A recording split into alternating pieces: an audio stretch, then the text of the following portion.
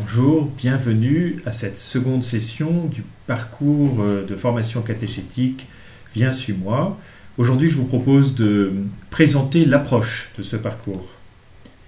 Nous sommes donc à la deuxième session. La première, je vous le rappelle, était sur être catéchiste et aujourd'hui, plus particulièrement, présenter le parcours. Présenter un parcours de catéchisme, il y a un certain nombre d'invariants, de choses que vous allez retrouver dans toutes les méthodes.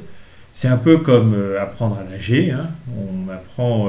Mais il y a aussi des choses qui sont vraiment spécifiques à la méthode. Et c'est par cela que je souhaiterais commencer les particularités du parcours Viens suis-moi. Alors, la première chose, c'est du fondateur de cette méthode, qui est le frère Marie-Eugène de l'Enfant Jésus. C'est un frère carme du milieu du XXe siècle. Il a écrit un livre, Je veux voir Dieu, qui a eu un certain succès à l'époque.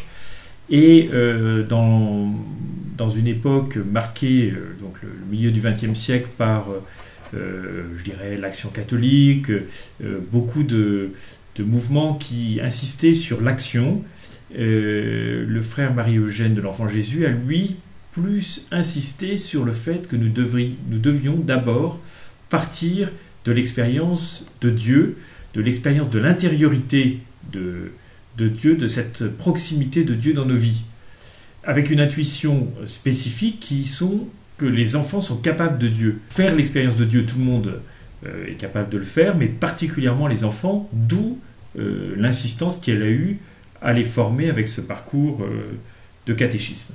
Les points de force de cette méthode, la première chose, c'est un appel à aimer. Alors, un appel à aimer, comme je vous l'ai dit, étant donné qu'on parle de l'intériorité, on va plutôt partir de l'écriture, regarder dans l'écriture comment Dieu se manifeste à l'homme, comment il aime l'homme, et puis ensuite, particulièrement le Christ, comment Dieu nous aime tellement qu'il nous envoie son propre Fils. On va aussi faire cette expérience à travers les sacrements, à travers la prière, et enfin pour être nous aussi appelés dans notre vie à aimer nos frères concrètement. Et le faire dans l'Église concrète. Alors, la deuxième chose, c'est l'expérience que pour vivre selon la Bible, eh bien, ça demande un entraînement. Et donc, éduquer son cœur selon la Bible, apprendre à vivre selon les vertus, non seulement les vertus humaines, mais aussi les vertus chrétiennes, comme la foi, l'espérance et la charité. Et donc, chaque partie de l'année sera là aussi pour nous éduquer notre cœur à vivre selon la Bible. Puis un dernier élément qui est un point de force qu'on retrouve dans beaucoup de méthodes, qui est une vie de communion dans l'Église, avec les sacrements, l'Eucharistie ou la confession. Ce que je veux dire, c'est que cet itinéraire se vit avec chaque année un point d'action particulier. Alors, nous retrouvons d'abord le fait que ce parcours il s'adresse déjà aux 4-7 ans avec l'éveil à la foi qui est un temps privilégié à l'ouverture de Dieu. Cette intériorité, cette rencontre de Dieu peut se vivre avant d'avoir, je dirais, l'âge de raison.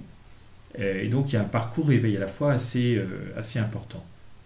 Ensuite, la première année, 7-8 ans, vivez en enfant de lumière. L'idée, c'est de commencer à s'éduquer à l'intelligence de la foi et aussi particulièrement à vivre le sacrement de réconciliation. La deuxième année, classiquement, est un chemin vers le sacrement de l'Eucharistie et comme je vous l'ai dit, étant donné que c'est un parcours qui insiste sur le fait de vivre, d'éduquer son cœur à aimer Dieu, eh bien, on va particulièrement dans ce parcours insister sur la volonté. Puis, l'année suivante, troisième année, tu as les paroles de la vie éternelle, l'éducation de la mémoire, de l'espérance et une initiation à la liturgie.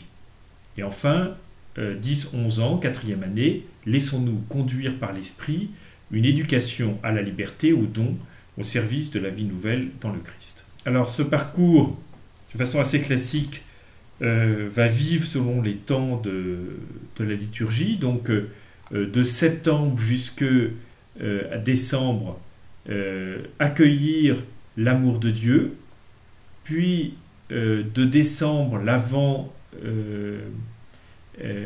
Noël et le Carême, communion avec le Christ, et enfin le troisième temps, à partir de Pâques jusqu'à la fin de l'année, Esprit Saint, sacrement et Église.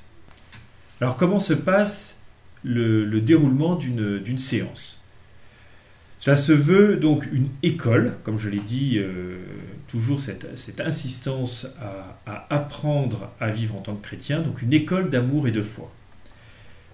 D'abord un accueil où on essaiera de repérer, de vivre comme une petite communauté chrétienne et à essayer de repérer les semences d'amour, de vie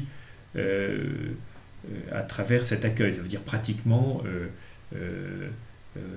accueillir avec le sourire, être patient, voilà, c'est cet accueil, et puis si quelqu'un dit un mot gentil, de le souligner. Puis ensuite, l'ouverture du cœur, à travers un rituel qu'on essaiera de garder toute l'année, le silence, appeler l'Esprit Saint, et avec une coloration qui dépendra du thème de l'année. Puis, et là c'est particulièrement spécifique à cette méthode, l'écoute attentive et le partage de la parole. Alors on lira le texte en faisant déjà mémoire du texte précédent. Alors, pourquoi on fait mémoire du texte précédent? Parce que les textes parlent, on verra ça lors de la prochaine séance, car tous sont centrés sur Dieu, sur le Christ. On lira progressivement le texte. Alors on le lira en s'interrompant à la fin de chaque phrase ou 2-3 phrases pour que chaque enfant puisse dire comment il a compris et comment cette parole fait écho, comment il la comprend. Et s'il y a des mots compliqués qui ont besoin d'être expliqués, on paraphrasera le texte pour expliquer ce qu'il veut dire. C'est quelque chose d'ailleurs que faisait Rabbin au temps de Jésus, à travers ce qu'on appelait lecture commentée, sauf que là, le commentaire, ce sont les enfants qui vont le faire essentiellement, et nous, catéchistes, nous allons simplement souligner des éléments importants ou apporter une précision. Alors, après cette lecture progressive, on priera et on essaiera de trouver comment cette parole est une parole de vie pour aujourd'hui. Et chacun dira quelque chose éclairé par le groupe. Puis ensuite, chaque enfant priera dans son coin pour essayer de trouver comment cette parole, non seulement est une vie pour le groupe, mais une vie pour lui. Et ayant dit cette parole, chacun pourra rentrer ensuite dans une prière silencieuse qui se veut vraiment une éducation à la prière. Puis enfin, même si ça peut être un temps important de la réunion, une réalisation pratique qui permettra de développer la créativité des enfants et aussi pouvoir défouler leur énergie, parce que où on voit bien qu'au centre, il y a le texte de l'Évangile partagé avec les enfants.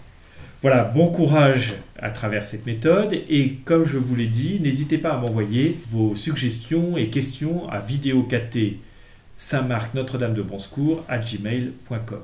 À bientôt.